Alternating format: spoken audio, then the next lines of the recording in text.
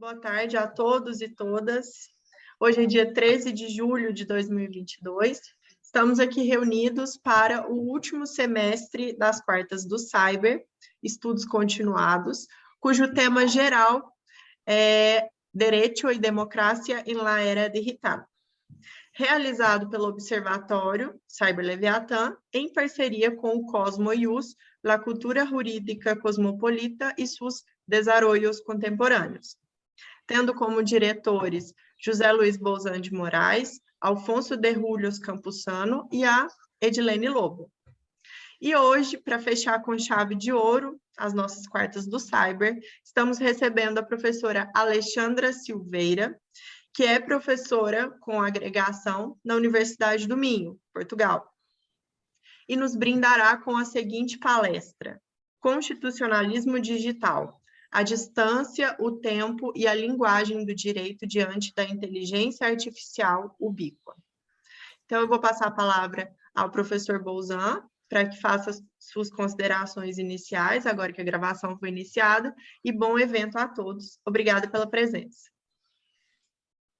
Obrigado, Tainá. Boa tarde a todos e a todas. Boa noite àqueles que nos assistem desde a Europa, né? É uma satisfação nós retomarmos as quartas do Cyber nesse dia 13, que, como disse a Tainá, se trata, né, da nossa última live do semestre, desse projeto iniciado, né, então, em março de 2022, na parceria com o Cosmo Ius, da Universidade de Sevilha. E hoje recebendo uma amiga, né, uma parceira e uma grande pesquisadora, que é a professora Alexandra Silveira, uma intelectual de alto nível, né, da Universidade do Minho, que é uma universidade referencial hoje em Portugal. A gente sempre fala, né, a Universidade do Minho é uma jovem universidade, perto das universidades, né, antiguíssimas portuguesas, né, mas é uma das instituições que tem se apresentado, né, no universo universitário acadêmico como uma referência em muitas áreas, e entre elas, né, aquela em que a professora Alexandra se ocupa. Então, para nós é uma satisfação, professora Alexandra, uma honra tê-la entre nós, e também uma gratidão imensa poder dizer que, né, temos a oportunidade de sermos amigos, além de colegas, né, preocupados aí com questões ligadas às relações de direito e tecnologia. Então, a palavra é sua. Né? Ao final, se for possível, a gente abre para alguns questionamentos, alguns diálogos aí com os nossos assistentes, que tem sido, como nós dizíamos antes, tem sido já habituês do Cyber Leviatã, né? E isso também nos agrada muito, né? Porque o nosso objetivo é exatamente esse: tentar apresentar, né, esse mosaico de questões relacionadas ao direito e tecnologia, entre as quais, né, talvez no campo do direito, o tema do constitucionalismo digital é, hoje, sem dúvida nenhuma, um dos aspectos fundamentais. Então, agradeço, professor Alexandre, de novo. A palavra é sua.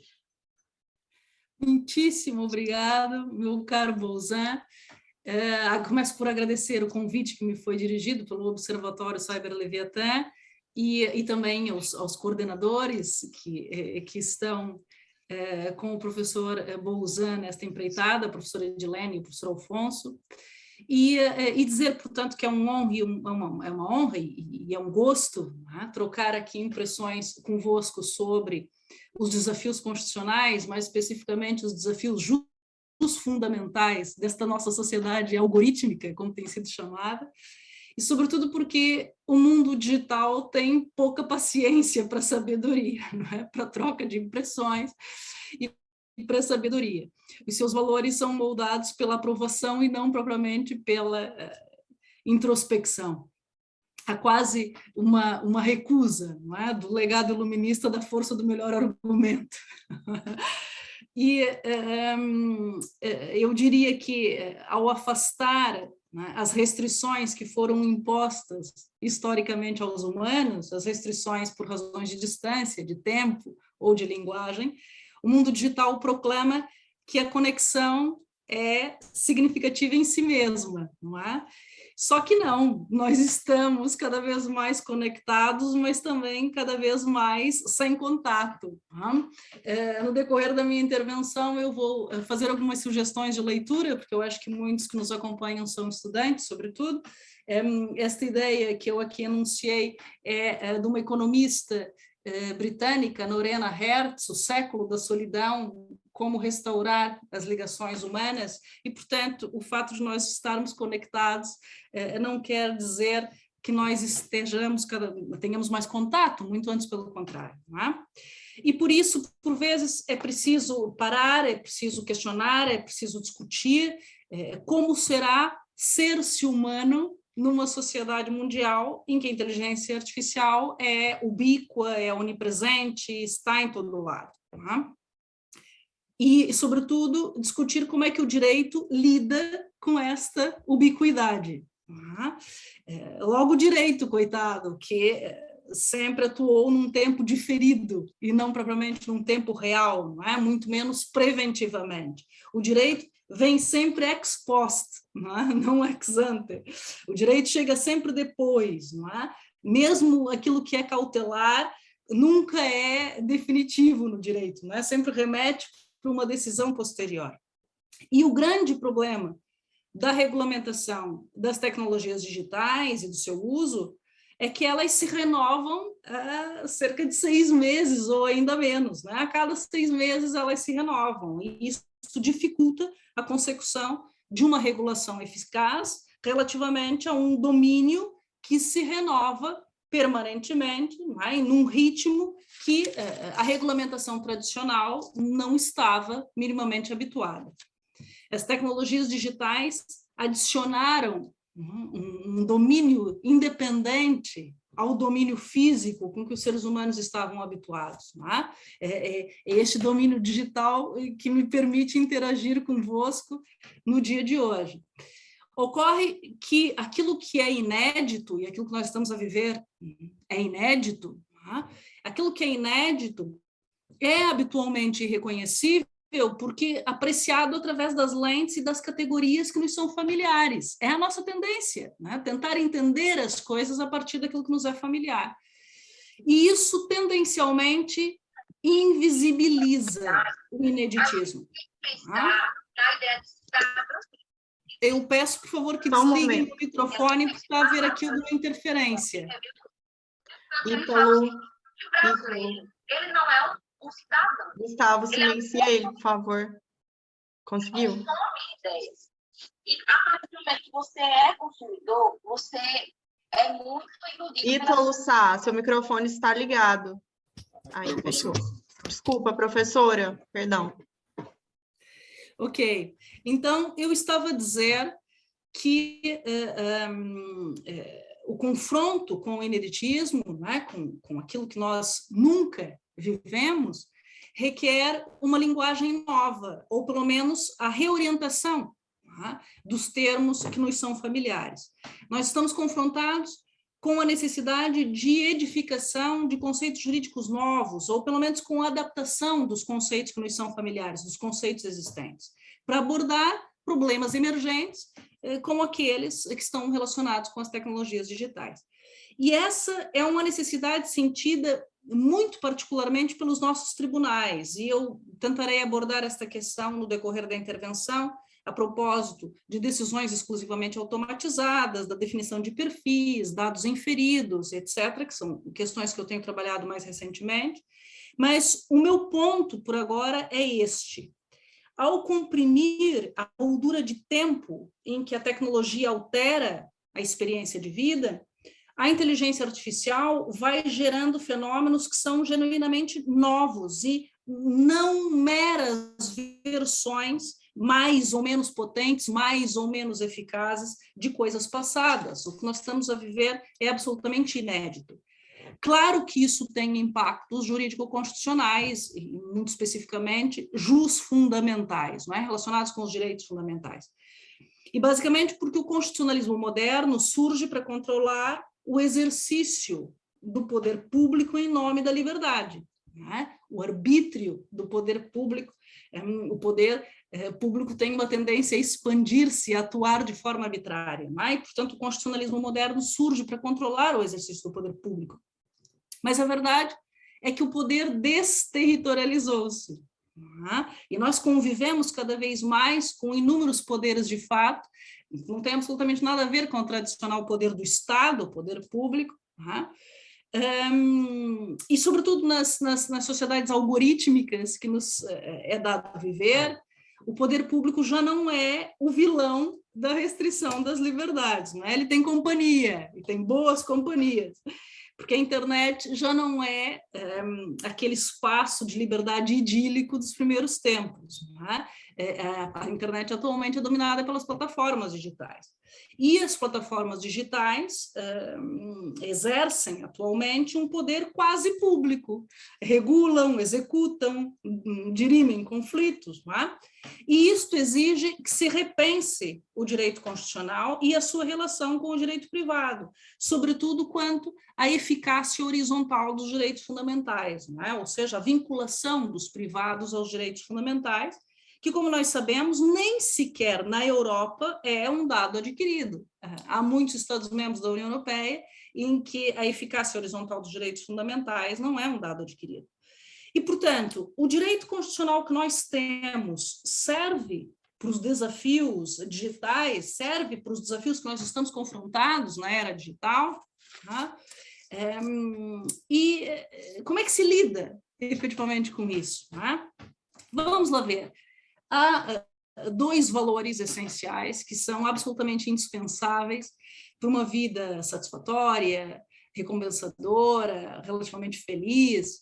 E esses dois valores são a segurança e a liberdade, né?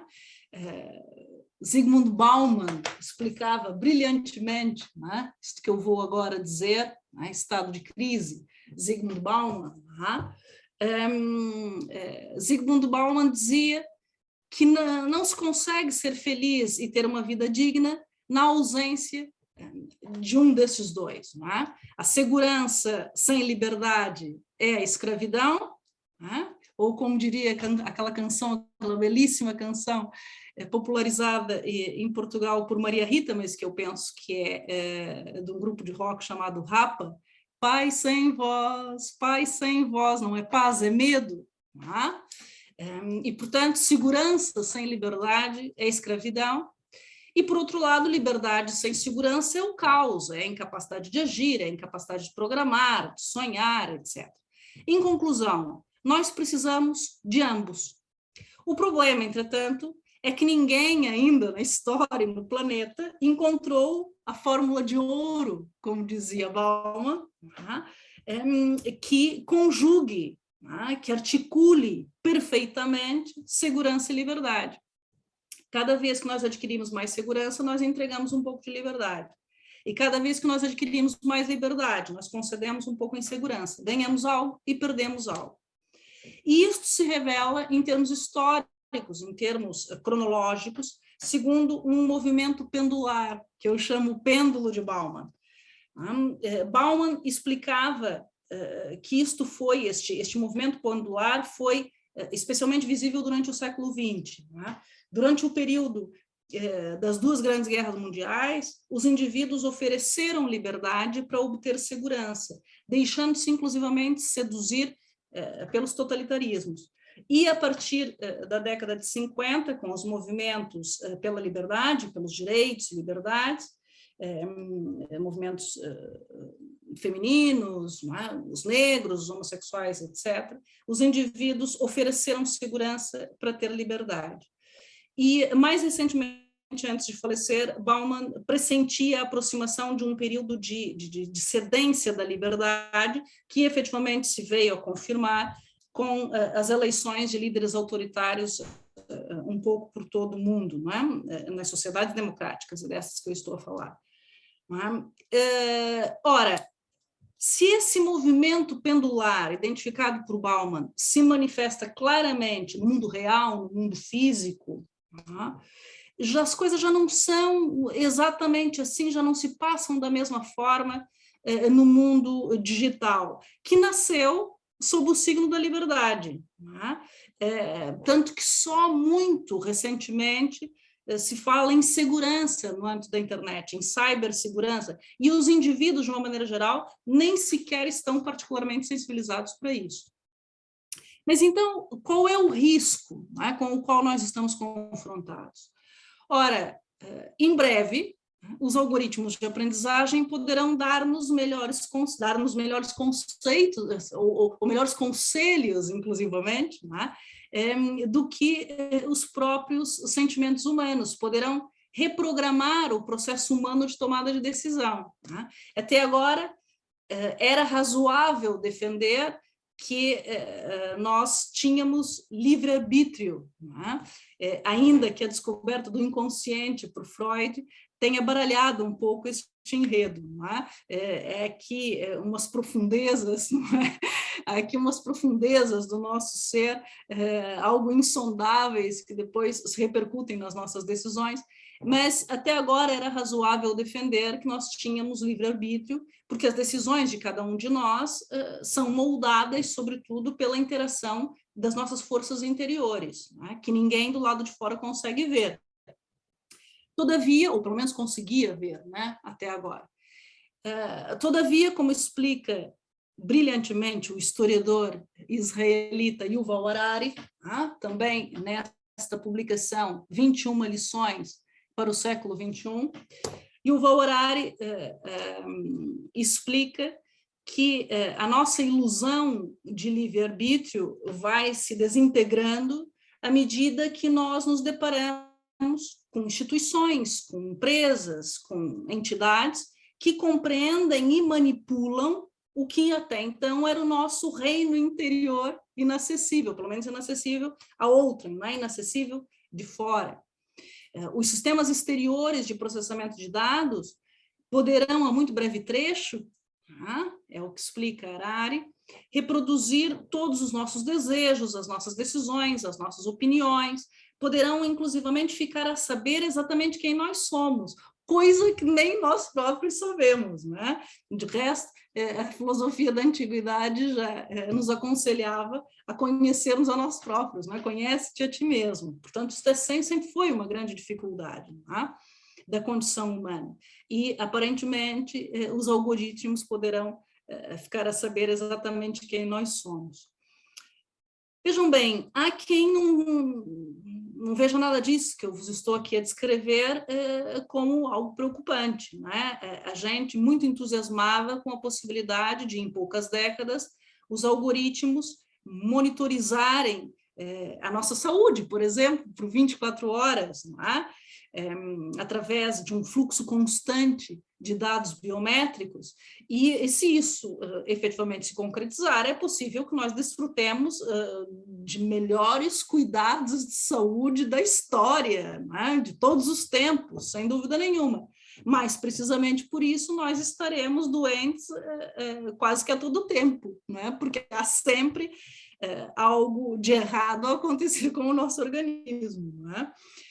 Nós iremos dar por nós a sofrer constantemente de um certo problema de saúde, se nós formos monitorados 24 horas por dia, né?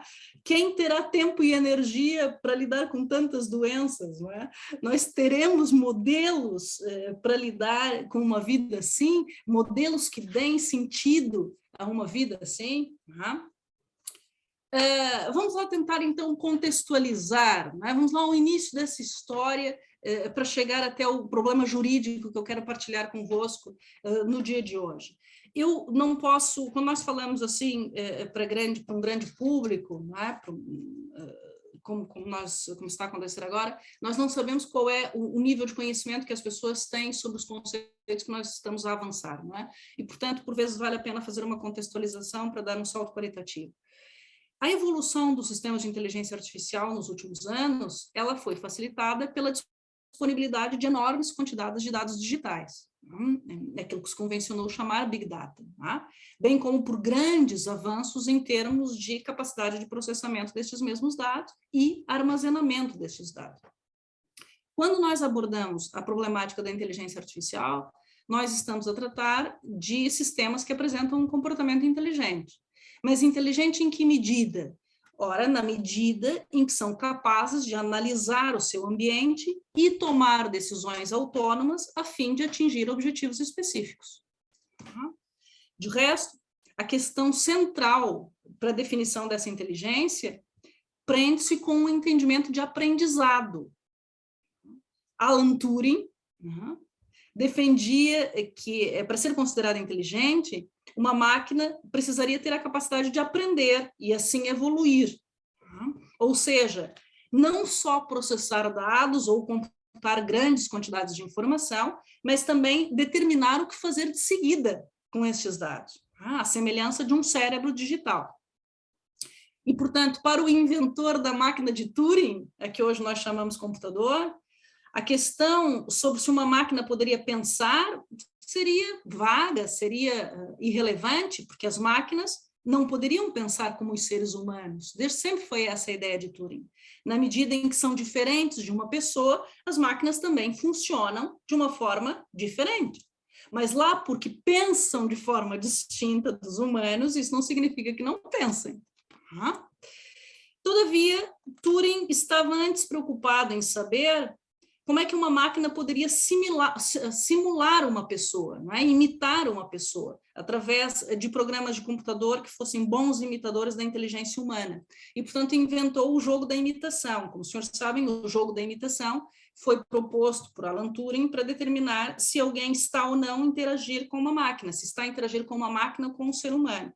E dá, inclusivamente, nome a um filme de 2014 que recebeu o Oscar de melhor argumento adaptado em 2015, a propósito da criação do computador durante a Segunda Guerra Mundial, a fim de decifrar códigos, né, nazistas que os criptógrafos julgavam absolutamente inquebrantáveis, né? O enigma, o chamado enigma. E lá a máquina de Turing conseguiu resolver o enigma.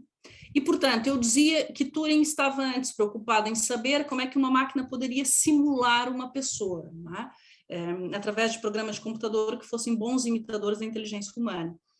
Os computadores, como os senhores sabem, são constituídos por milhares de milhões de pequenos interruptores, chamados transistores, e os algoritmos ligam-nos e desligam-nos milhões de vezes por segundo. O algoritmo mais simples poderia ser entendido como um simples comando, ok?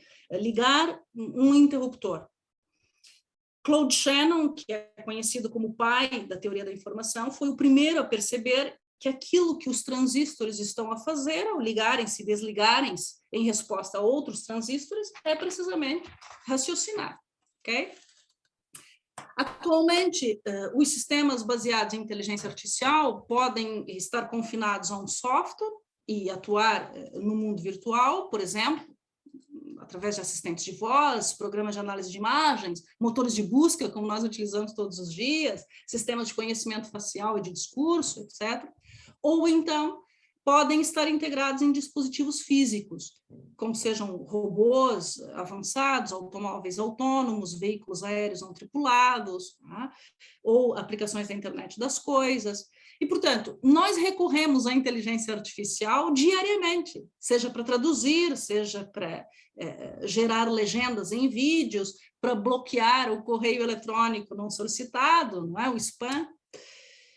Mas, enquanto disciplina científica, a inteligência artificial inclui diversas abordagens e técnicas, a robótica, porventura, é a mais conhecida delas, mas aquela que mais suscita preocupação, na medida em que se programa a si própria, é a aprendizagem automática, machine learning, porque é uma tecnologia que se constrói a si mesma e requer dados para melhorar o seu desempenho.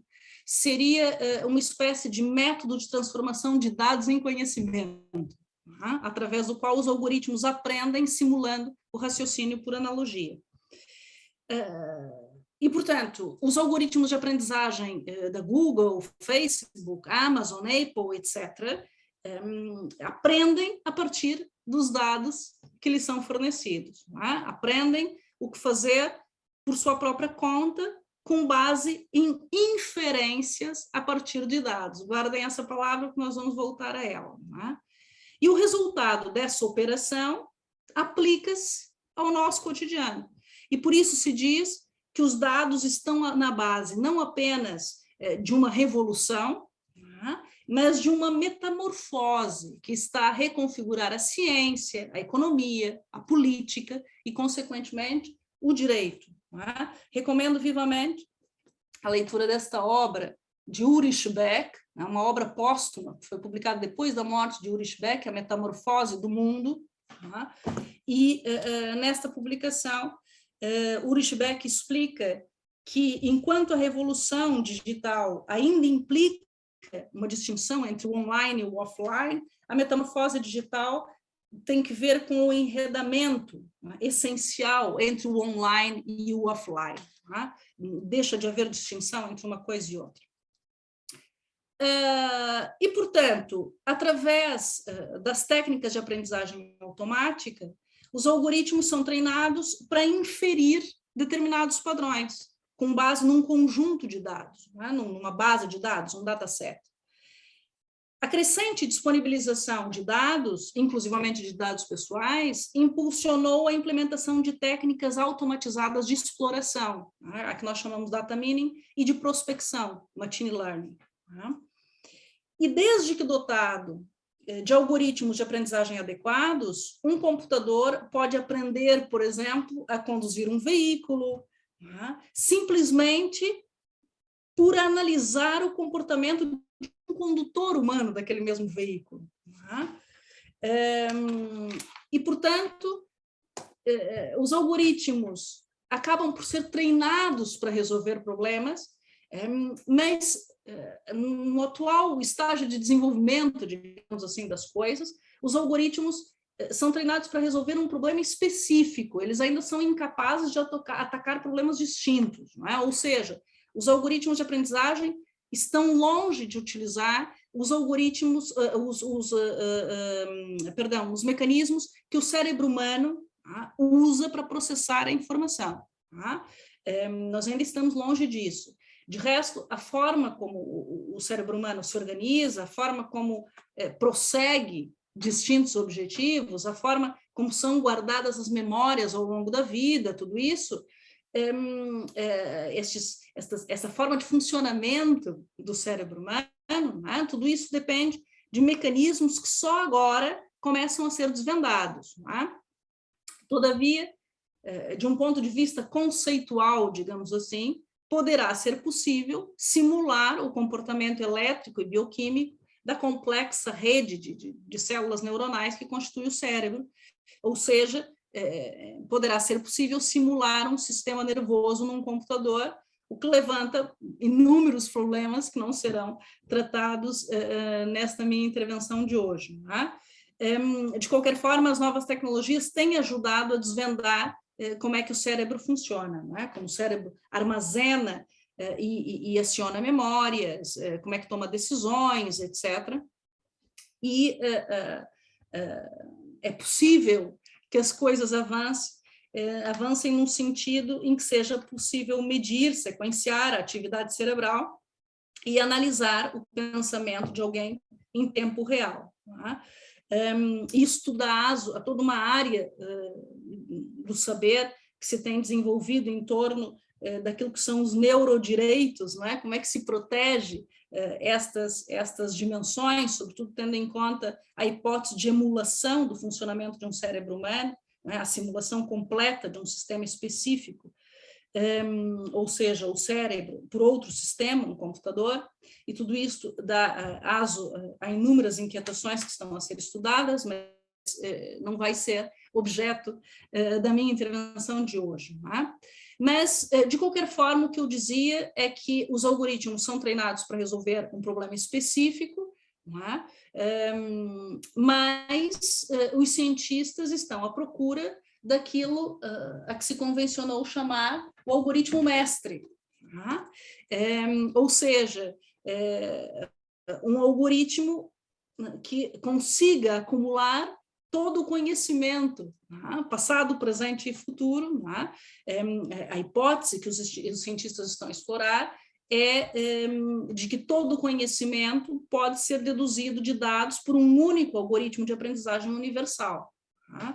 e isto está a ser estudado, sobretudo, por Pedro Domingos. A revolução do algoritmo mestre. Pedro Domingos é português, mas é professor dos Estados Unidos, é um grande cientista que está radicado nos Estados Unidos, e este é o livro que Bill Gates recomenda para quem quiser saber mais sobre inteligência artificial. Tá? Portanto, a revolução do algoritmo mestre, os senhores encontram isso em português, e foi escrito em inglês e depois traduzido para português. Portanto, o que eu dizia é que o que atualmente se almeja alcançar é um único algoritmo que combine as características-chave de todos os outros, porque, na verdade, cada algoritmo de aprendizagem é bom para algumas coisas, mas não é para outras, portanto, ataca sempre um problema específico. E aquilo que hoje se pretende é alcançar um único algoritmo que combine as características-chave de todos os outros e que seja capaz de derivar todo o conhecimento do mundo, passado, presente e futuro, ou seja, um algoritmo de aprendizagem de uso geral que pudesse aprender tudo o que há por aprender a partir de dados. E claro que esta invenção seria um dos maiores progressos da história da ciência, porque seria o portal para a solução dos problemas mais difíceis com que a humanidade se defronta. Né? Mas o que importa, era aqui que eu queria chegar para dar o salto qualitativo, o que importa para a nossa intervenção de hoje, para a nossa lição de hoje, é que os algoritmos de aprendizagem já controlam o mundo digital e estão em todo lado, moldam o mundo que nos rodeia, adquiriram uma relevância no nosso cotidiano que simplesmente não existia até pouquíssimo tempo, afetando as nossas relações com o mundo e com os outros, bem como a forma como nós construímos o mundo e aquilo que construímos. Né?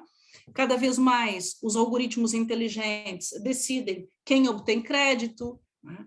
Quem compra o quê, quem fica com qual emprego, né? Quem recebe qual aumento, que ações sobem, que ações descem na Bolsa de Valores, quanto custa um seguro, onde é que se localizam os agentes de polícia numa manifestação, quem tem encontros românticos com quem, e etc. Né? Tudo isso é decidido por algoritmos inteligentes. A aprendizagem automática acaba por autonomizar, digamos assim, ou automatiza a própria automatização, porque os computadores concebem os seus próprios programas, ou seja, aprendem, desenvolvem programas que os programadores não conseguem conceber. É precisamente isso que explica Pedro Domingos nesta publicação que eu vos sugeri.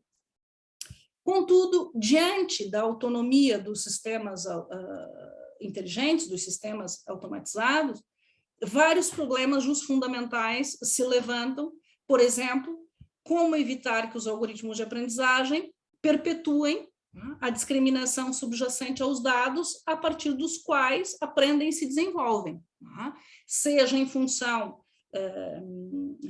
do sexo, idade, origem étnica, orientação sexual, convicções religiosas, filosóficas, políticas, etc. Os senhores dirão, sim, mas os processos decisórios humanos não estão imunes a erros e preconceitos, pois não estão. No entanto, o mesmo preconceito no âmbito de um sistema de inteligência artificial pode ter um efeito em escala muitíssimo maior, afetando e discriminando muitas pessoas sem os mecanismos de controle social que regem o comportamento humano.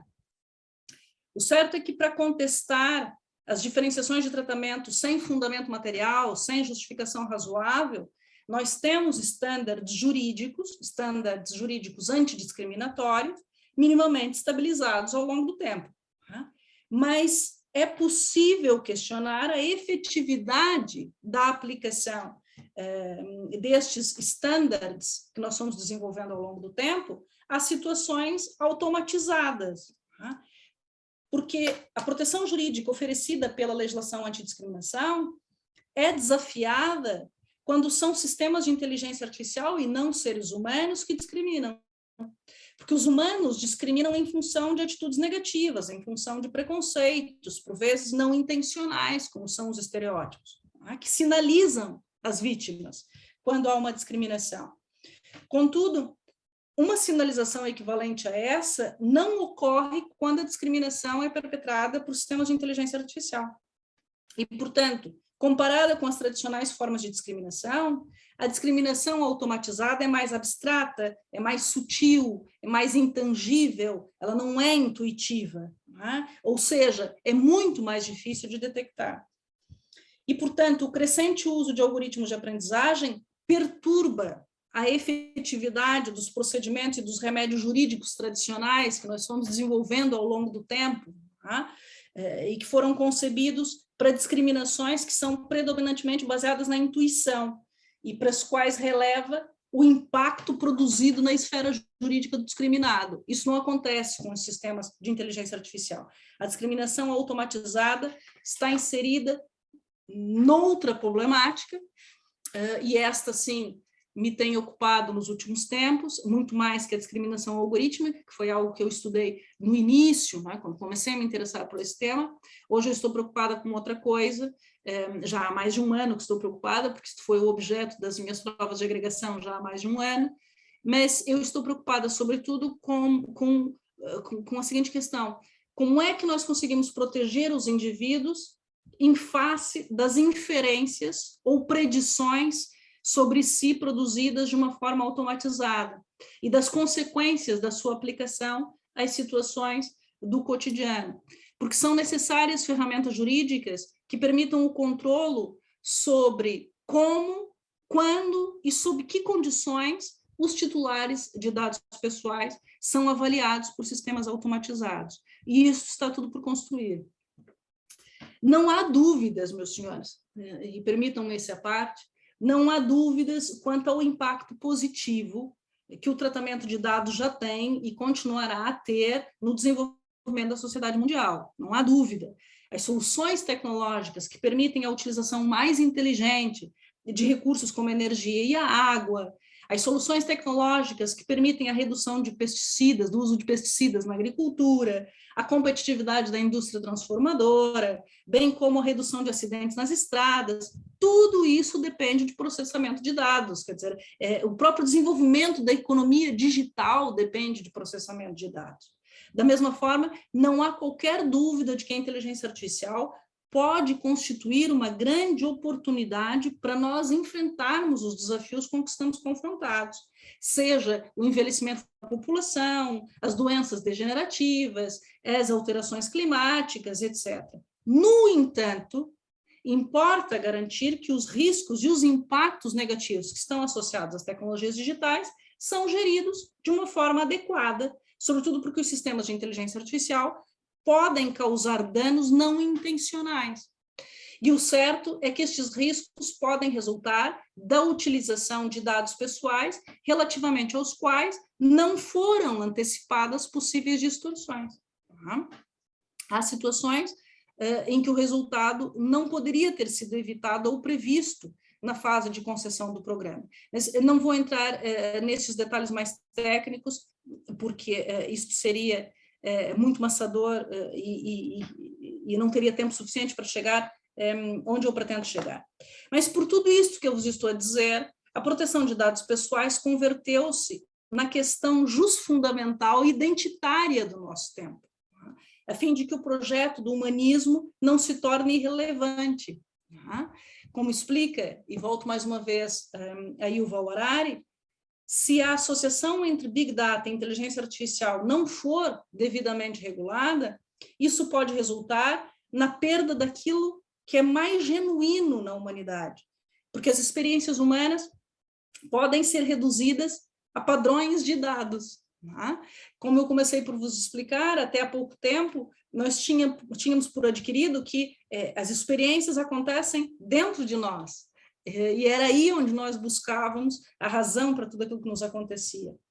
Ora, quando nós ligamos a nossa experiência ao grande fluxo de dados digitais, permitindo que os algoritmos descubram o sentido daquilo que nos acontece, nós deixamos de fazer escolhas livres, com base em juízos racionais, e perdemos dignidade humana. Isso porque o valor deixa de residir nas experiências cotidianas e transita para a capacidade de as transformar em dados que circulam livremente. Portanto, E por esta razão, porque eu há muito tenho defendido essa ideia de que a proteção de dados pessoais converteu-se na questão fundamental identitária do nosso tempo, tenho até textos escritos sobre esse tema, os senhores podem procurar alguns dos textos que escrevi sobre esse tema, estão publicados na revista UNIO, U Law Journal, que é uma revista que eu tenho o gosto de dirigir na Universidade do Minho. Encontram textos meus escritos, alguns em parceria com meu colega Pedro Frovo, e nós explicamos precisamente isso, e por isso fico muito contente de saber que, recentemente, a proteção de dados pessoais foi, através de uma alteração constitucional, elevada a direito fundamental no Brasil, algo que já era reconhecido na Europa há bastante tempo.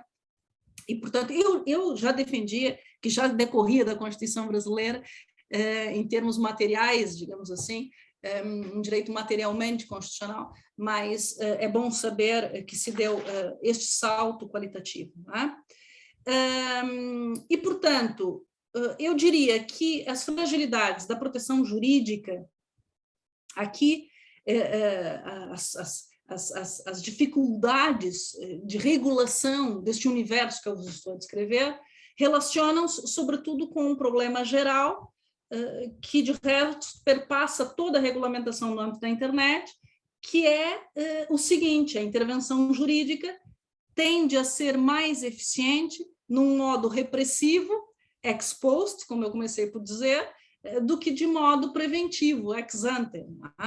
O direito atua habitualmente num tempo diferido, não propriamente num tempo real, e a verdade é que o tratamento jurídico dos sistemas de inteligência artificial revela fragilidades se nós aplicarmos, se nós atuarmos única e exclusivamente após a produção e a identificação dos danos, se nós atuarmos ex post, porque isso demanda que nós tenhamos de pensar a nível jurídico numa combinação de controlo ex ante e ex post, a partir da dimensão jurídica, claro que sendo o problema, mas também da dimensão ética e da dimensão técnica do funcionamento dos sistemas de inteligência artificial, que permita a adoção de medidas razoáveis, medidas que sejam tendentes a minimizar os danos que são provocados,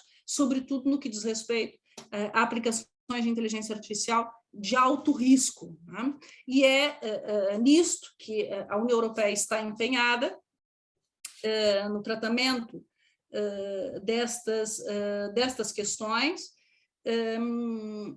mas tudo está a avançar ainda num ritmo que não seria o desejável, ainda bastante lento, mas eu penso que a breve trecho nós teremos um regime jurídico mais composto, digamos assim, sobre essas questões na União Europeia. A União Europeia é certamente o espaço do mundo que está mais evoluído neste sentido, que está mais empenhado na solução para esses problemas, mas as coisas ainda estão a evoluir lentamente, pelas razões que eu estive a enunciar. Não é fácil regular tecnologias digitais e a sua utilização, precisamente porque há uma renovação permanente da realidade que se pretende regular. De qualquer forma, me dirigindo para a conclusão das minhas considerações, eu gostaria de partilhar convosco, e para nós concretizarmos tudo isso que eu estive a dizer, né? Estive a falar da teoria, vamos tentar concretizar aquilo tudo que eu estive a dizer. Eu gostaria de partilhar convosco algumas pistas de reflexão sobre os desafios que são colocados à tutela jurisdicional efetiva por sistemas de inteligência artificial. E, sobretudo, fazê-lo a partir de um relatório que foi apresentado em dezembro de 2020, portanto, é um relatório recente, foi apresentado pela Agência Europeia de Direitos Fundamentais, precisamente sobre inteligência artificial e direitos fundamentais. Neste relatório, a Agência Europeia de Direitos Fundamentais sustenta que o direito à tutela jurisdicional efetiva também cobre decisões adotadas com apoio de tecnologias digitais. Vamos lá tentar captar as dificuldades que estão aqui subjacentes, tá? A tutela jurisdicional efetiva, que envolvam, né, quando nós estamos diante de decisões que envolvam tecnologias digitais e, muito especificamente, sistemas de inteligência artificial. Vamos lá ver. A proteção de dados pessoais está crescentemente relacionada com o desenvolvimento de sistemas de inteligência artificial, como eu estive aqui a referir. E, na medida em que o direito da União Europeia regula o tratamento de dados de uma pessoa singular, identificada ou identificável, o direito da União Europeia é aplicável quando os sistemas de inteligência artificial estão a desenvolver-se a partir dos dados pessoais dos europeus, né? Bem como quando os sistemas de inteligência artificial são utilizados para analisar dados e produzir inferências sobre os cidadãos europeus. E aqui entronca o problema da opacidade destas inferências resultantes da análise de dados por sistemas de inteligência artificial. Inferências cuja aplicação às situações cotidianas determinam como cada um de nós, enquanto titulares de dados pessoais, somos vistos e avaliados por outrem. Este problema, eu estou a concentrar-me no ordenamento jurídico que eu conheço, que é o ordenamento jurídico da União Europeia, mas é um problema que acontece convosco também no Brasil, e as soluções são certamente muito similares àquelas que foram adotadas na Europa, porque a lei brasileira de proteção de dados pessoais surge na sequência do Regulamento Geral de Proteção de Dados, que passou a ser aplicado em 25 de maio de 2018 na Europa, e porque existe uma extraterritorialidade do Regulamento Geral de Proteção de Dados para que as empresas brasileiras continuassem a negociar no espaço europeu, foi preciso adaptar a legislação brasileira ao Regulamento Geral de Proteção de Dados, e é por isso que certamente os senhores têm uma lei de proteção de dados muito similar ao nosso regulamento 2016/659, que é o Regulamento Geral de Proteção de Dados aplicável em todo o espaço da União Europeia. Mas como é que isso funciona? Como é que isso se operacionaliza? Ora, a definição de perfis é frequentemente utilizada para efetuar predições sobre os indivíduos e pode dar origem, ou não, a decisões automatizadas na acessão do Regulamento Geral de Proteção de Dados. O perfil implica a recolha de informações sobre uma pessoa e a avaliação das suas características ou dos seus padrões de comportamento, a fim de inserir esta pessoa em determinada categoria ou grupo e daí extrair uma inferência, uma predição sobre ela, seja relacionada com a sua capacidade para executar uma tarefa, seja sobre os seus interesses, seja sobre o seu comportamento presumível, etc. Ora, o problema reside no fato de nós perdermos, nós que somos titulares de dados pessoais, perdermos crescentemente o controle sobre estas inferências automatizadas. E, nessa medida, o controle sobre como nós somos vistos e avaliados por outrem.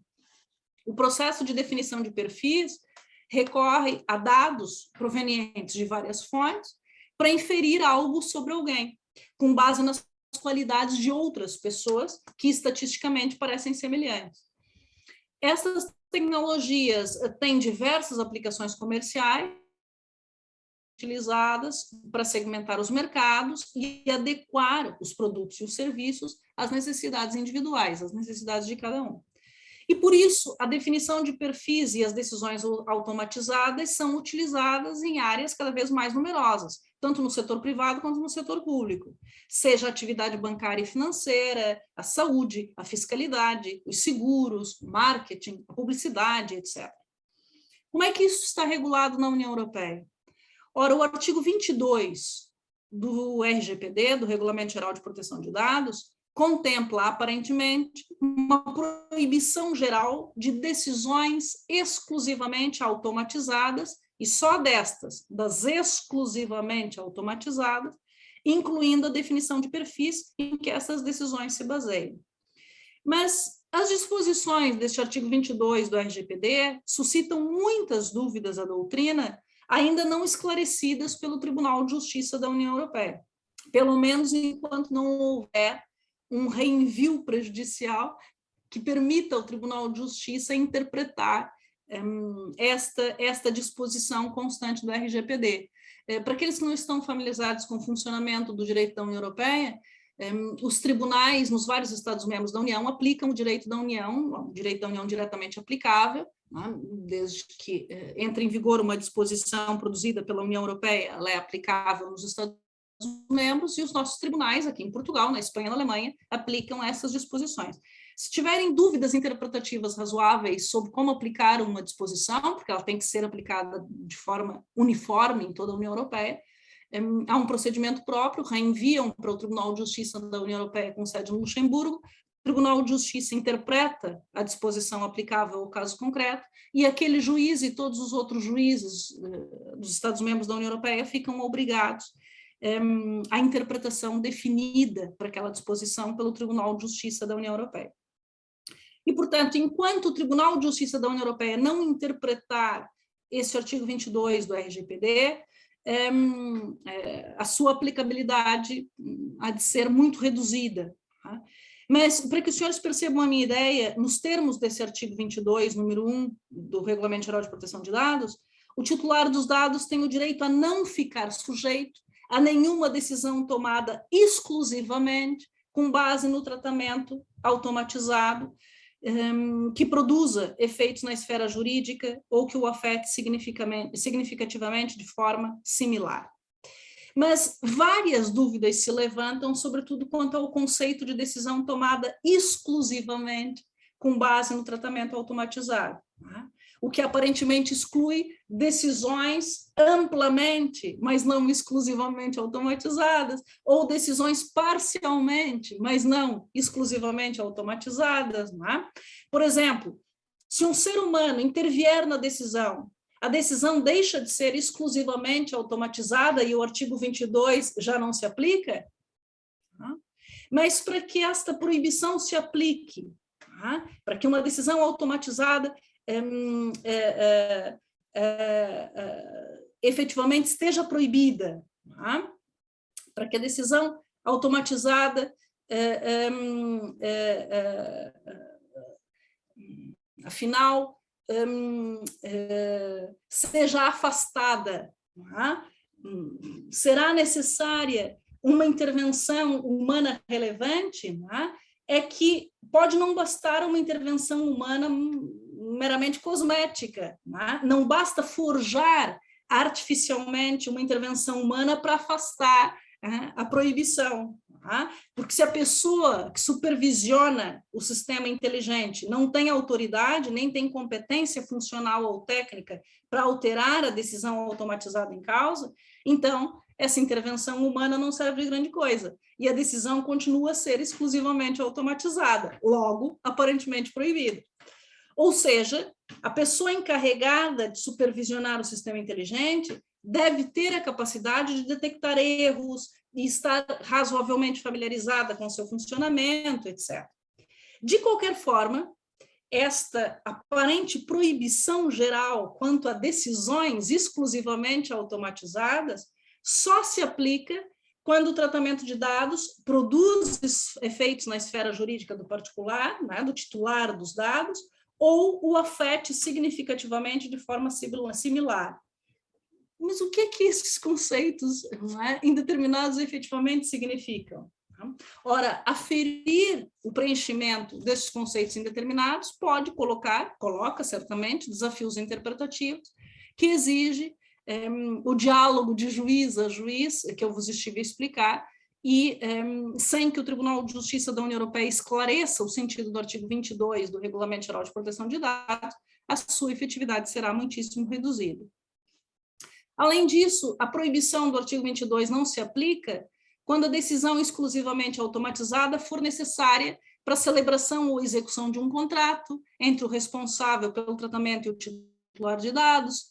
Esta proibição também não se aplica quando a decisão automatizada for autorizada pelo direito da União Europeia ou pelo direito de um Estado-membro a que o responsável pelo tratamento esteja sujeito, ou ainda a decisão exclusivamente automatizada não se aplica quando for baseada no consentimento, né? Esta proibição não se aplica quando for baseada no consentimento explícito do titular dos dados. Ou seja, há muitas exceções à proibição geral de decisões exclusivamente automatizadas, razão pela qual, quando estas exceções se aplicarem, o titular dos dados tem o direito de, pelo menos, obter uma intervenção humana por parte do responsável pelo tratamento, manifestar o seu ponto de vista e contestar a decisão, a fim de que se reconsidere aquela decisão vai lá, exclusivamente automatizada, que em princípio está proibido, mas há tantas exceções a essa proibição que isso pode vir a acontecer.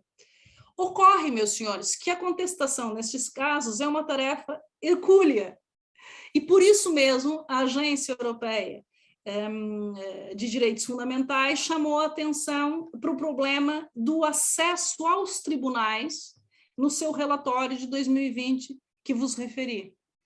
É que a utilização de sistemas de inteligência artificial desafia o direito à tutela jurisdicional efetiva em vários sentidos, nomeadamente por razões de transparência das operações que utilizam tecnologias de inteligência artificial, já que o processo decisório em causa é notoriamente opaco, nomeadamente quanto à recolha dos dados e ao treino dos algoritmos, a seleção de dados para modelagem e definição de perfis, a situação em torno do consentimento para o seu tratamento, a efetividade e a margem de erro dos algoritmos, nada disso é normalmente reportado de uma forma transparente.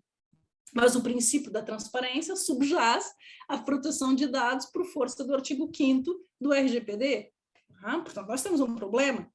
Ora, sem que haja acesso a uma explicação sobre o tratamento dos dados, os indivíduos não são capazes de se defender, de atribuir responsabilidades pelas decisões automatizadas que os afetam, de recorrer de qualquer decisão que os prejudique, em última análise, de ter um julgamento imparcial, o que inclui o princípio da igualdade de armas e o contraditório, como o senhor sabe.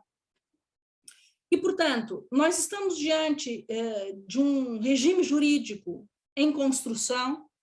Há várias propostas a tramitar nas instituições europeias, não só uma proposta de regulamento para a inteligência artificial, mas uma proposta de regulamento para a privacidade nas comunicações eletrônicas, a proposta de governação de dados, dos serviços digitais, dos mercados digitais, portanto, é um pacote legislativo a ser concebido atualmente na União Europeia.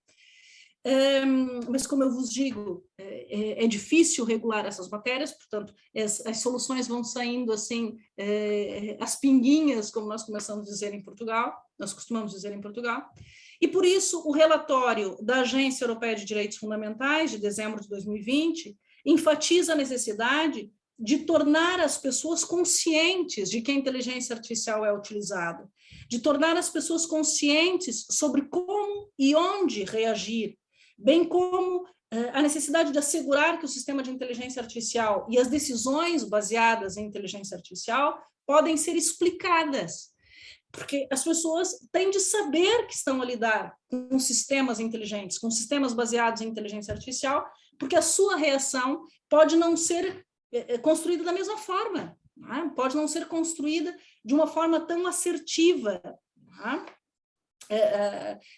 muda muito a reação das pessoas se elas souberem que a decisão envolveu operações realizadas por inteligência artificial. E, portanto, nós temos aqui um problema. Os indivíduos afetados por operações que envolvem sistemas de inteligência artificial têm de dispor das vias adequadas de direito e de processo que lhes permitam exercer o seu direito fundamental à ação perante os tribunais. E só a explicabilidade de tais operações garante ao lesado a possibilidade de alegar os fatos que efetivamente consubstanciam a violação do seu direito.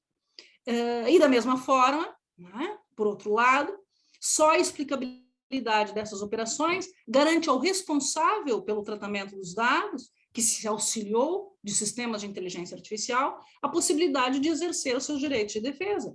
Portanto, insisto, esta dinâmica só se assegura mediante a observância da explicabilidade, que sugere a adoção de regimes de transparência, assentes na prestação de informações adequadas, né, concisas, perceptíveis pelo destinatário das decisões, né? Esta exigência de explicabilidade é indispensável para que as partes no processo possam aferir da pertinência de avançar, né,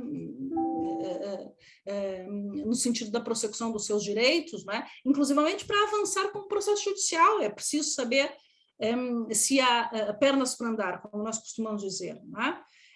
Portanto, para que as partes possam delimitar o que se encontra em discussão no processo judicial, é preciso saber, né, como é que aquela decisão, porventura, foi tomada. E também para que o juiz possa compreender o litígio e a forma como o sistema de inteligência artificial influiu na tomada de decisão automatizada, nomeadamente em áreas onde a discricionariedade pode ser mais alargada. Portanto, a fim de que se possa contestar e procurar as vias de recurso eficazes contra decisões tomadas por sistemas de inteligência artificial, a entidade responsável pela decisão deve ser identificável e os processos decisórios devem ser explicáveis.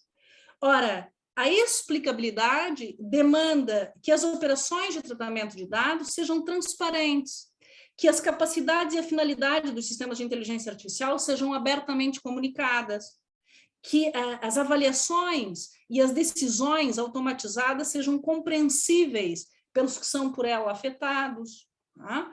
Porque só assim um resultado baseado em juízos conduzidos por sistemas de inteligência artificial pode ser questionado e contestado adequadamente.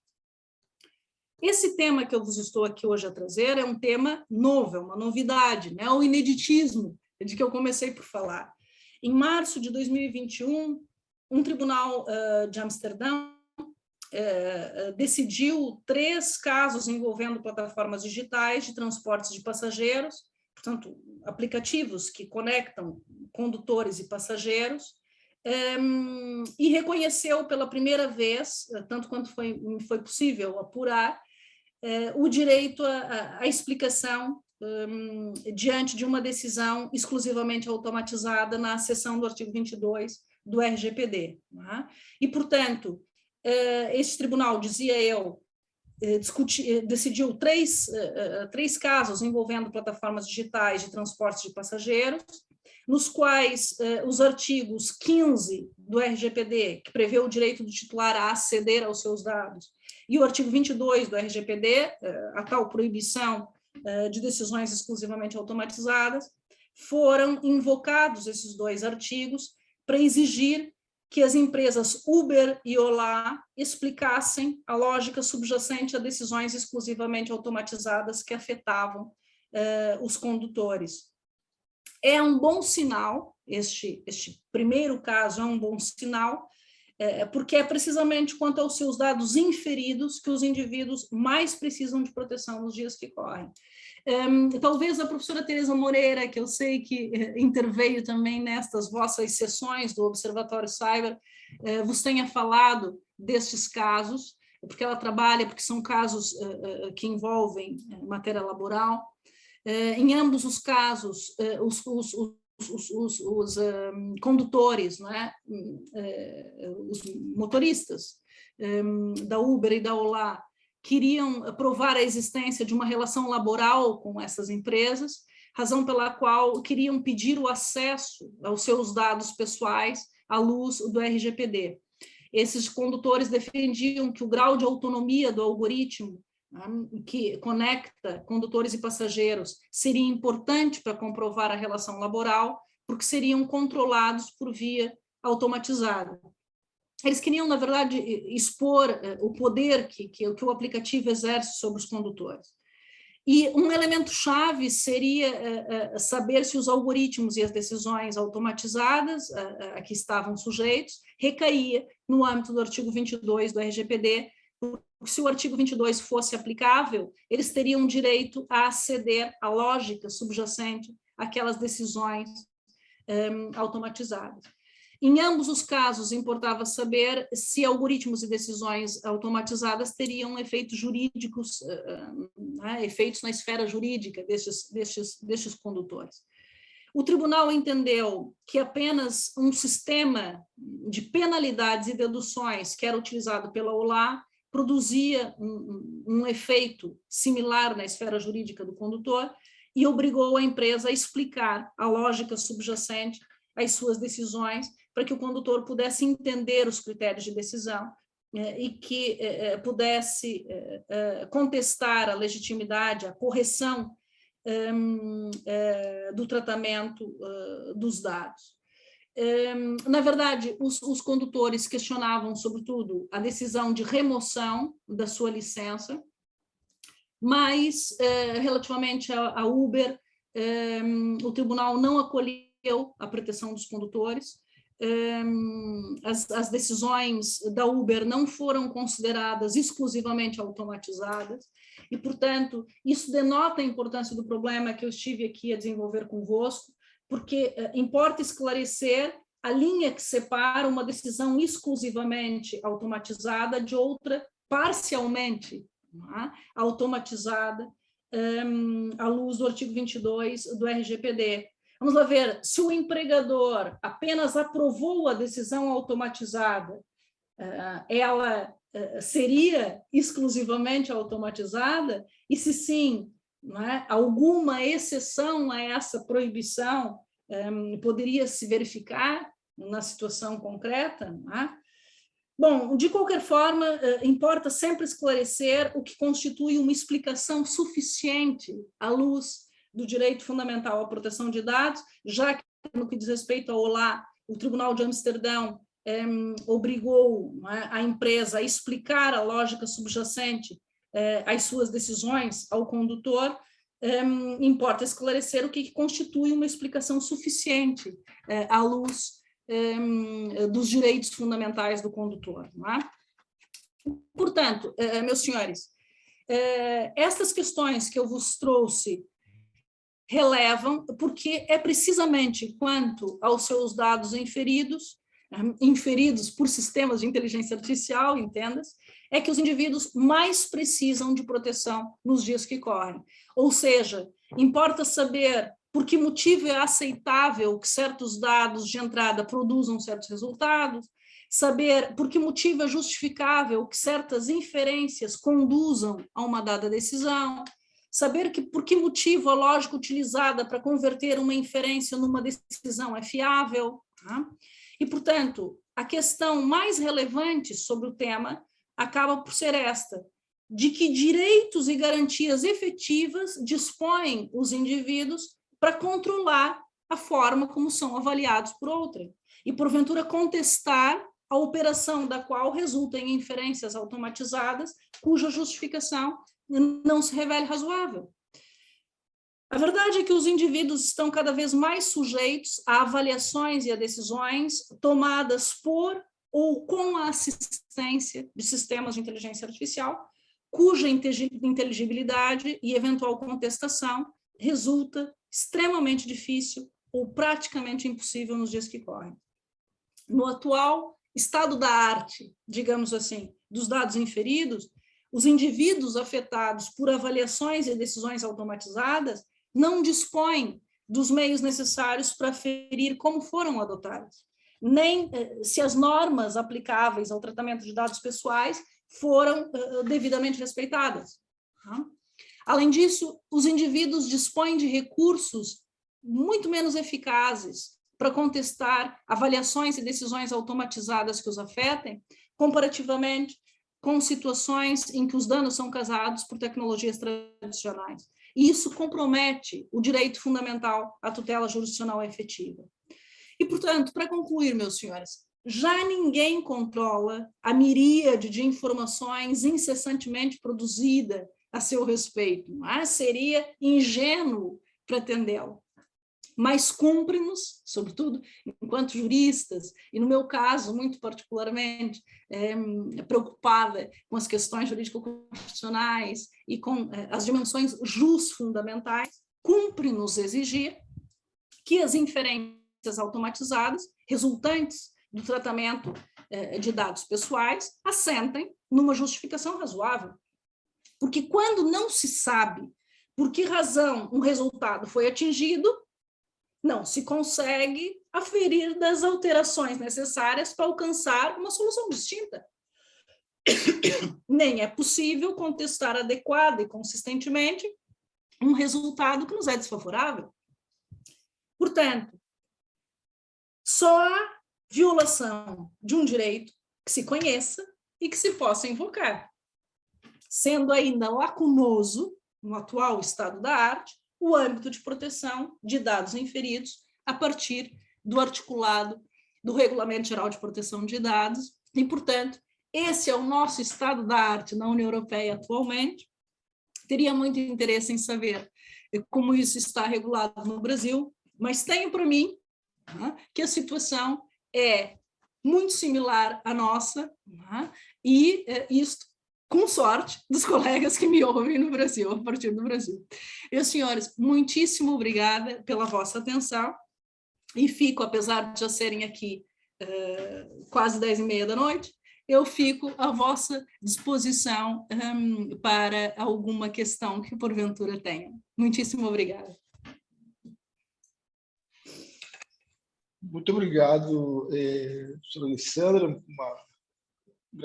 É muito gratificante ouvi-la, todas essas referências feitas, né, e todas as questões postas, né, desde da sua primeira fala, né, que vem muito ao encontro de algumas questões que me interessam também, e quando a senhora diz da mudança de uma concepção de tempo, né?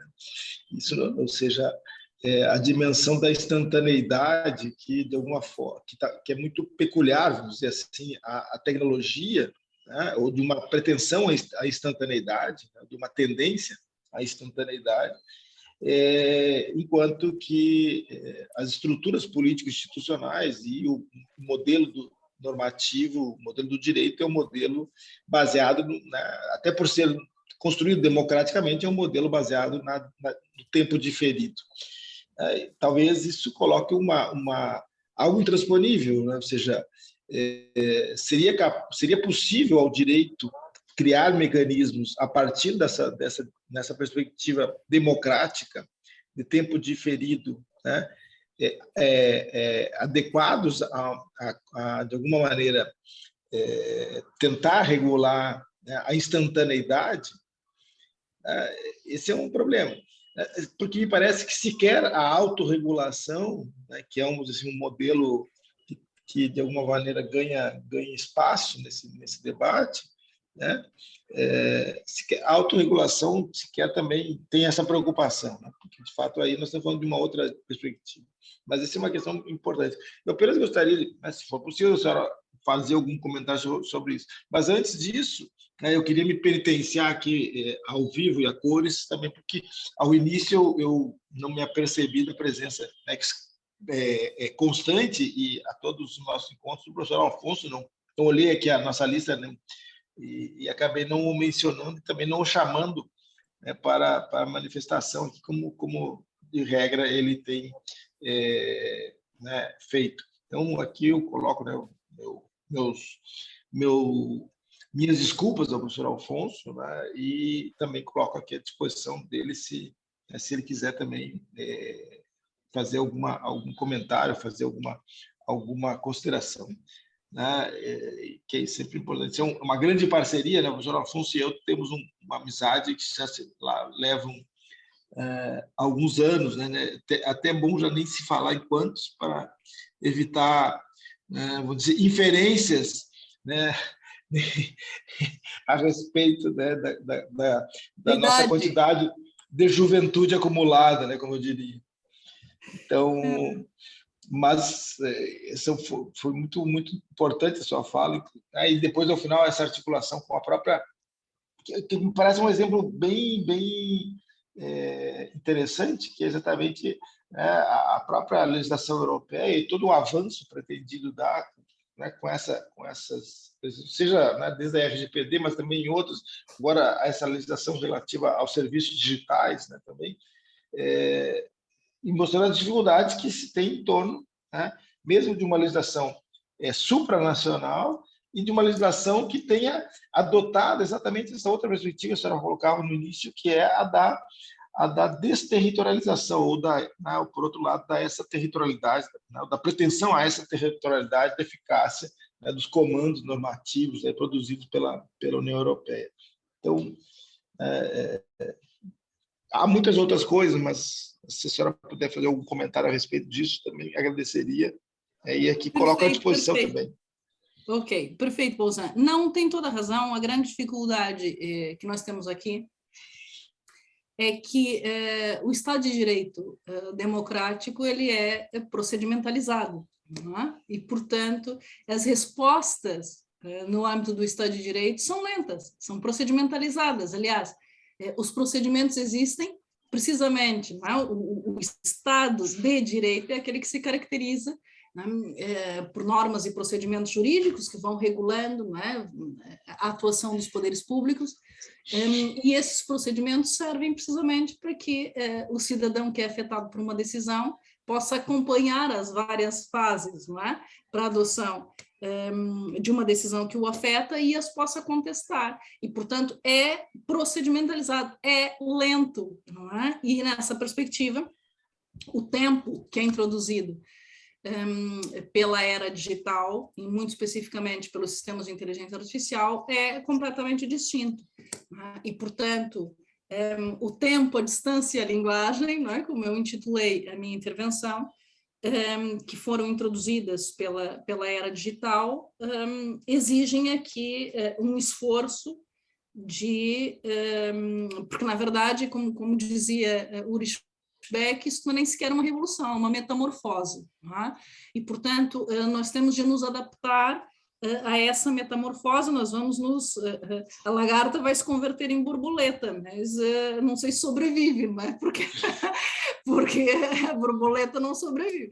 E, portanto, vamos ver se nós conseguimos, nós temos que fazer um esforço para nos adaptarmos, porque, caso contrário, não vamos sobreviver. Mas a verdade é que eu acho, como disse na minha intervenção, que a solução passa necessariamente por uma articulação entre o direito, a ética e a técnica. O direito sozinho não chega lá. E, portanto, há aqui uma necessidade da filosofia, porque a ética é a filosofia aplicada, né? Uma área da filosofia aplicada, e, portanto, o direito sozinho não chega lá, sem a ética e sem a técnica aqui concebida como a parceria dos próprios engenheiros informáticos, portanto, porque há coisas que nós não conseguimos regular se não tivermos em interação com quem produz a tecnologia. Não é? E, portanto, essa articulação é absolutamente indispensável, e se nós encontrarmos um ponto ótimo, digamos assim, ou perto disso, conseguiríamos avançar, e eu acho que a União Europeia está, em larga medida, aproximar-se da consecução desse objetivo. Estamos expectantes para ver em que medida. O RGPD, eu fiz aqui essa crítica em relação ao artigo 22, o RGPD foi um grande avanço, foi um avanço civilizacional, mas a verdade, como eu dizia, foi o arranjo possível, e ainda há muitas coisas, muitas lacunas que foram propositadamente deixadas. Essa é uma delas, porque há algumas coisas que não precisam necessariamente ser solucionadas via proteção de dados. Através da regulação dos serviços digitais, pode ser que se chegue lá. Não é? E, portanto, vamos aguardar o resultado final. Eu ainda não quero comentar nada, porque já se conseguiu um acordo, mas até que a norma esteja efetivamente em vigor, ainda muita água vai passar por debaixo da ponte, e, portanto, lá falaremos numa outra oportunidade. Mas, de qualquer forma, eu fiz a brincadeira de dizer que, se nós sobrevivermos, não é? O que a revolução, perdão, a metamorfose digital tem de bom se nós sobrevivermos, é um pouco isso. Não é um recurso retórico, quer dizer, eu tenho lido, vejam lá, Henry Kissinger, não é? Porque, como os senhores sabem, nós estamos em guerra na Europa, e foi recentemente lançado este livro, de Henry Kissinger, com mais outros 2 autores, e há aqui um capítulo sobre a guerra e a inteligência artificial, ou seja, o impacto da inteligência artificial na segurança e na ordem mundial, e como nós estamos a viver a guerra no continente europeu, a utilização da inteligência artificial em terreno de guerra, em espaço de guerra, pode ter aqui resultados apocalípticos. Portanto, quando nós falamos mesmo, né, porque isso é ausência, ou seja, inteligência artificial sem controle humano, e portanto, quando nós chegamos a esse ponto, ou seja, se os senhores quiserem um pouco de realpolitik, fica aqui essa sugestão também. Como os senhores sabem, Henry Kissinger foi secretário de Estado dos Estados Unidos, o outro autor é Eric Schmidt, que foi CEO da Google, e Daniel Huttenlocher, que foi reitor inaugural, é reitor inaugural do MIT, e integra vários conselhos de administração, entre os quais da Amazon. Portanto, é gente que sabe do que fala, para bem e para o mal, e a era da inteligência artificial e o nosso futuro humano. E, portanto, não é uma questão pequena essa que nós estamos a enfrentar, e aquilo que o direito, o papel do direito na regulamentação dessas tecnologias, mas muito mais do que isso, o papel do direito na regulamentação do uso dessas tecnologias, porque o que importa é o que nós fazemos com ela e a forma que nós as regulamos, claro, mas, sobretudo, a utilização dessas tecnologias pelo mercado, de uma maneira geral. Aliás, os senhores já devem ter ouvido falar de um livro que eu tenho aqui na estante, mas não sei onde é que ele está, que é a Era do Capitalismo da Vigilância, da Shoshana Zuboff, e, portanto, ela explica muito bem que o problema não está tanto na regulação das tecnologias digitais, o problema está mais na utilização do mercado que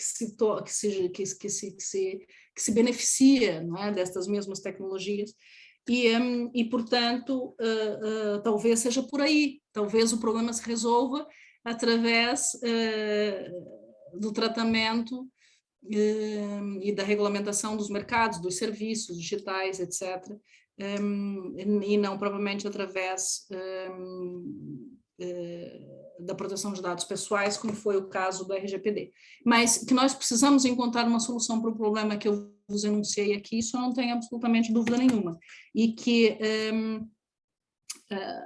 e este é um problema amplamente descurado, porque há uma razão, é que se nós formos controlar as decisões exclusivamente automatizadas com o rigor que seria desejável, não há evolução tecnológica, porque a inteligência artificial, em larga medida, depende. Cada interação algorítmica, digamos assim, é, em última análise, uma decisão exclusivamente automatizada. E, portanto, é preciso regular com peso e medida, claro que sim, mas não é fácil fazê-lo. E, portanto, tentando responder a tua pergunta, Bolzan, o direito sozinho não chega lá. Nós precisamos desesperadamente aqui de uma articulação com a ética e com a técnica. Se o conseguirmos, ainda vamos a tempo de que as coisas evoluam num bom sentido. Obrigado, professor. Vocês têm mais alguma questão? Alguém no chat? Tem alguém com uma questão no chat? Não? Não, professor. Muitíssimo obrigado, então. Caríssimos. Nós aqui agradecemos a Alessandra, foi um prazer ouvi-la novamente e pedimos desculpas por conta do adiantado da hora, como se diz, né? Mas faz parte, vamos dizer, da nossa vida global, né? Ou seja, a questão dos fusos horários acabam produzindo esses probleminhas, assim, de horários, né, que acabam não se casando muito bem. mas de qualquer forma... Não, mas era um compromisso e promessa é dívida, não é? Portanto, espero ter... Como eu não participei de outras sessões, eu espero ter estado à altura daquilo que era esperado. E então, isso é uma questão que eu já há bastante tempo gostaria de partilhar contigo e espero, não é, que tenha sido proveitoso para todos. Meus senhores, muitíssimo obrigada, não é? Até uma próxima. E eu posso deixar aqui o meu e-mail para qualquer dúvida. E são todos muitíssimo bem-vindos. São todos muitíssimo bem-vindos à Universidade do Minho. O Bolzan conhece muito bem, nós estamos localizados aqui no norte de Portugal. É a terceira cidade do país, mas certamente a melhor cidade de Portugal, da Península Ibérica e quiçá da Europa para viver. Não estou a brincar, foi eleita mesmo o melhor destino turístico, ainda ano passado, europeu, e é uma cidade que adquire sempre nos inquéritos que são feitos, nas sondagens que são feitas, adquire conquista um grau de aprovação dos seus munícipes que é quase escandalosa, mas cerca de 96% dos bracarenses estão satisfeitos com a qualidade de vida na sua cidade, o que é uma coisa quase inédita, mas, portanto, estão todos muito convidados para conhecer a Universidade do Minho, para estudar cá, para fazer, mesmo como podem inscrever-se como alunos externos e fazer uma unidade curricular conosco, mestrados, doutoramentos, o que quiserem. Portanto, fica aqui o meu contato, são todos muito bem-vindos, ok? Obrigado, Alessandra. Só para finalizar, eu queria agradecer de novo, né, reiterar meus agradecimentos ao professor Alessandra, dizer que, de fato, o Minho e Braga são lugares maravilhosos, são por conta, né, estão no mesmo lugar, né, de Braga e a Universidade do Minho está em Braga e de fato, o lugar é maravilhoso e a universidade... E não só o lugar, a universidade é reconhecida nos rankings internacionais como a melhor universidade portuguesa, já há bastante tempo. Por isso. Então, e lá terá a oportunidade de compartilhar mais o tempo e o conhecimento da professora Alessandra e de outros tantos que estão colegas, né? Inclusive a professora Tereza, que esteve conosco, também é uma professora da Universidade do Minho. De qualquer maneira, ao final, assim, né, nós dissemos quando começamos, esse é a nossa live de encerramento desse primeiro semestre, né? E faz a ponte, de fato, para já no segundo semestre darmos continuidade a esse projeto em parceria com o Cosmo Ius, o professor Alfonso dos Júnior Campuzano da Universidade de Sevilha, e que em breve todos e todas terão a oportunidade de receber aí já a programação que nós estamos preparando para o segundo período do ano de 2022. Muito obrigado, Alessandra, obrigado a todos e todas, um bom resto de dia por aqui, um bom resto de noite, né, por essas terras portuguesas, pela terrinha, né, de Aleimar. Um grande abraço. Muito obrigada, muito obrigada. Boa noite. Boa noite.